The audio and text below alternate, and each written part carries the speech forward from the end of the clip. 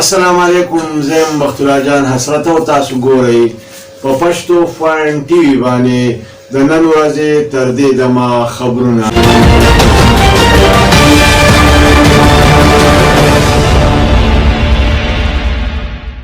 د ټولو اول سر خبرونه.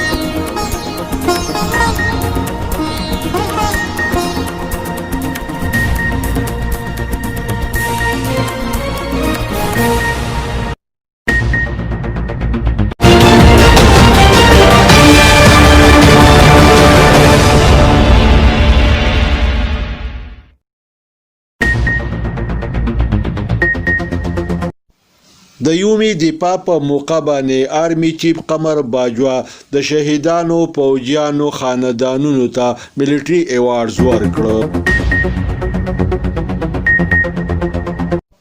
د یومي دفاع په موقع باندې صدر عارف علوی اجازه راغورځونکي وینګ کمانډر ته ستاره جرأت ورکړه. بلې خواته صدر پاکستان د شهیدانو پوځیانو خپلوانو ته ملټري ایوارډونه ورکړه.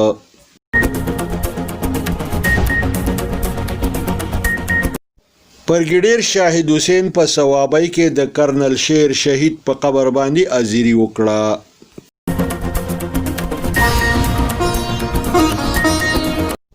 اپوزیشن لیډر شهباز شریف د شهیدانو په یادګار باندې د ګلونو صادر وغوړاوه.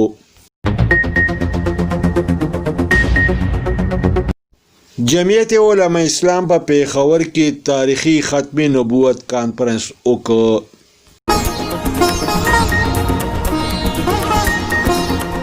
د جمعه اسلامي مرکزی امیر سېنیټر سراج الحق د ختم نبوت یو لوی جلسې ته وینا وکړه.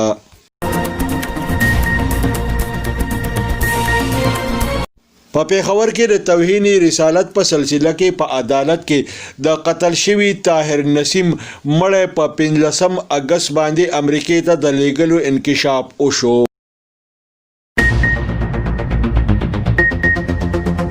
د پیپلز پارټۍ مرکزی چیرمن بلاول بټو زرداری په کراچۍ کې یوسف ګوټ ته ورغی. کارکونانو استقبال وکړ. په یونین کونسل جلاله کې د پی ټی آی یو وکټ پریوتو. معتبر خان د پی ټی آی نه استعفا ورکړه. په مسلم لیگ نون کې شامل شو. په سکیورټي فورسز باندې د حملو مجرم دهشتګرد په یو کارروایي کې ووژل شو.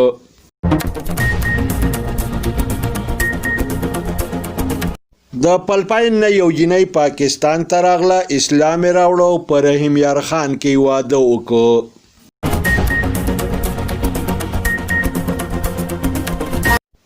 په پیښور کې په الارج کې د یو زنانه 15 ماشومان پیدا شو.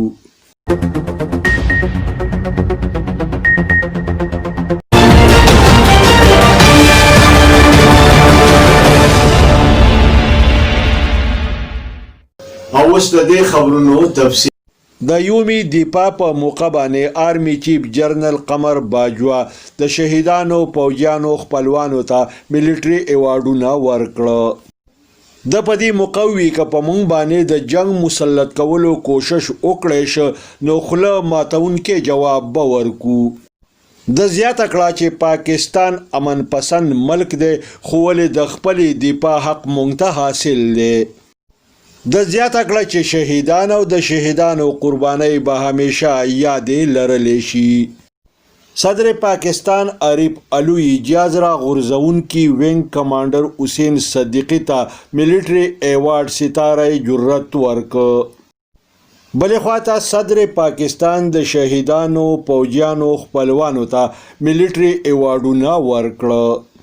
د ایوارډونو ورکولو په سلسله کې د یو تقریب تابع کړی شوی و. برګیډیر شاهد حسین په ثوابی کرنل شیر کلی کې د شهید کرنل شیر په قبر باندې حاضري وکړه. د شهید په قبر باندې د ګلونو ګلدستې کېښودې. د یومي دفاع په موقع باندې د اپوزیشن لیډر شهباز شریف د شهیدانو په یادګار باندې د ګلونو څادر خور کړ. په دې موقع باندې د مسلم لیگ په سونو کارکنان هم موجود وو. جمعیت علماء اسلام په پیښور کې تاریخي ختم نبوت کانفرنس وکړ. په ختم نبوت کانفرنس کې د جمعیت علماء اسلام په لکونو کارکنانو شرکت وکړ. د کانفرنس ته د جمعیت علماء اسلام مرکزی امیر مولانا فضل الرحمن او نورو مشرانو وینا وکړه. د جمعیت اسلامي مرکزی امیر سینیټر سراج الحق د ختم نبوت یو ډیر لوی جلسې ته وینا وکړه. د په دې موقع وی چې په شان رسالت کې ګستاخی به په یو صورت کې هم نشي برداشت کوله. د داوی چې د پاکستان د مسلمانانو د پاره دا د مرګ او ژوند سودا ده. د پیپلز پارټۍ مرکزی چیرمن بلاول بټو زرداری په کراچۍ کې یوسف ګوټ ته ورغه. کارکنانو زبردست استقبال وکړ. د کارکنانو د استقبال جوابونه د لاس په اشارو باندې ورکړه. د دې خبرې انکشاف وشو چې په پیښور کې په عدالت کې د توهین رسالت په سلسله کې د قتل شوی طاهر نسیم مړی په 15 اگست باندې امریکې ته لیږلی شوی دی. د اطلاعاتو مطابق د 15 اگست په نیټه باندې دا مړی په یو تابوت کې د دوبۍ په لاره باندې امریکې ته لیږلی شوی دی. په یونین کونسل جلاله کې د پی ټی آی یو اهم وکټ پریوته. د وفاقي وزیر مملکت علي محمد خان نږدې ملګری معتبر خان د پی ټی آی نه مستعفی شو، په مسلم لیگ کې شامل شو. په شمولیتي جلسه کې مقامی ایم پی ای د مسلم لیگ نون ضلع مردان جنرل سیکرټري جمشید خان محمد مشر میلمه و. دی شمولیتی جلسې ته د مسلم لیگ نون ضلع مردان صدر عنایت باچا، ایم پی ای جمشید خان محمد او حبیب الله خان وینا وکړه. اجتماع ته د وینا په وخت باندې د پی ټی آی نه استعفا ورکوونکي معتبر خان په باقاعده توګه باندې په مسلم لیگ نون کې د شمولیت اعلان وکړ. په دې جلسه کې په سونو مقامی خلکو او د مسلم لیگ کارکنانو شرکت وکړ. د سټیج سیکرټري پرایز پخوانی نائب ناظم جاوید سر ته ورسول.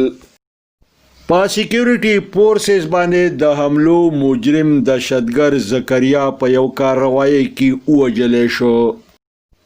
د باندې په دیر چترال او نورو علاقو کې په سیکیورټي فورسز باندې د حملو الزامات وو. د اطلاعاتو مطابق په پیښور الارچ کې د یو زنانه په یو وخت باندې 15 ماشومان پیدا شو. وایي چې زچا بچا دواړه په مکمل توګه باندې صحتمند دي. د اطلاعاتو مطابق د پلپاین نه یو جنۍ پاکستان ته راغله. دلته اسلام قبول کو او په رحیم یار خان کې د یو ځوان سره واده وکړ. وایي چې دی دواړو په بهر دنیا کې په یوه کمپنۍ کې یو ځای ملازمت کوو.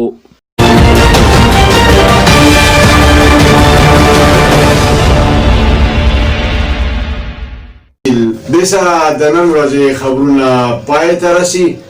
ښاد او آباد اوسئ. د لوی الله په امان.